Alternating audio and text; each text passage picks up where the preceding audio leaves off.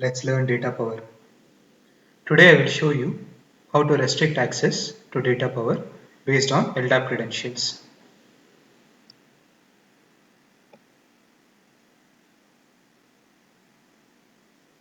You need an LDAP server with some users in it.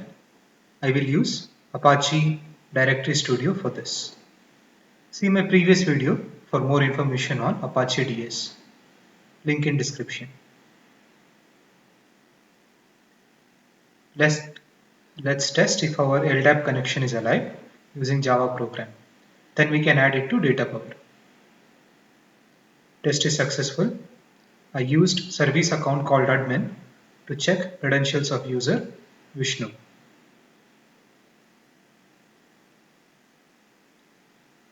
Create a role-based mapping object as shown on screen.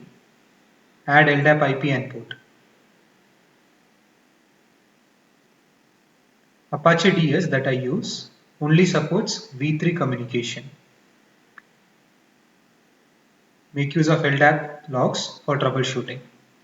Don't work blindly and waste time with trial and error. See logs where it says version 3 is supported.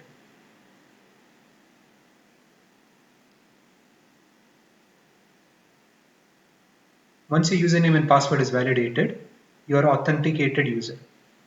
But are you authorized to do this and that in data power?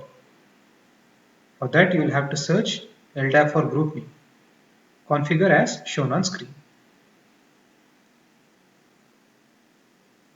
Use the Java code that I previously showed to work out the filter expression. Cn holds the group name required by LDAP.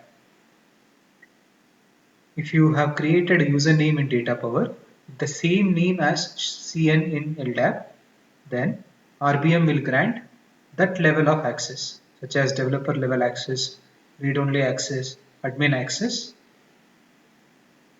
etc. Be careful not to lock yourself out of data power by providing incorrect LDAP details. Use a list of local users to fall back. Notice that I have added 2 users with elevated access so that they can fix LDAP issues if RBM configuration fails.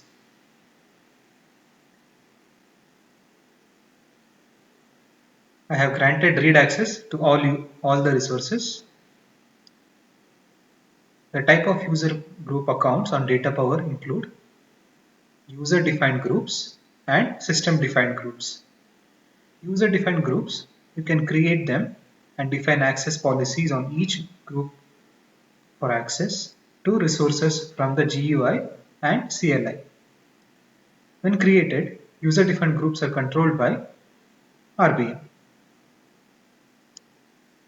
System defined groups, in this, RBM automatically assigns appropriate rights to each data power gateway defined group.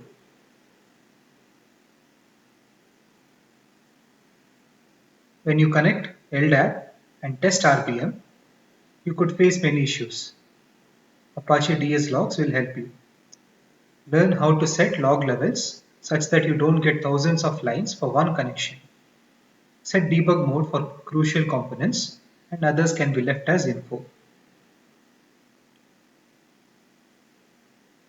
Data power logs will also give you information when your filter condition is incorrect.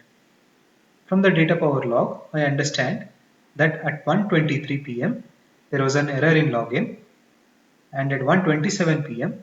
username password provided was correct, but the filter condition used did not result in any valid groups. Now that you have configured RBM and all errors in Apache logs and errors in data power logs are resolved, your users can log in with their LDAP credentials. You can add and remove LDAP data power access for users by just using the Active Directory groups. When I inquired my friends in data power based jobs, many tell me that local users are preferred in their organization. What do you think is the reasoning for not using LDAP in data power?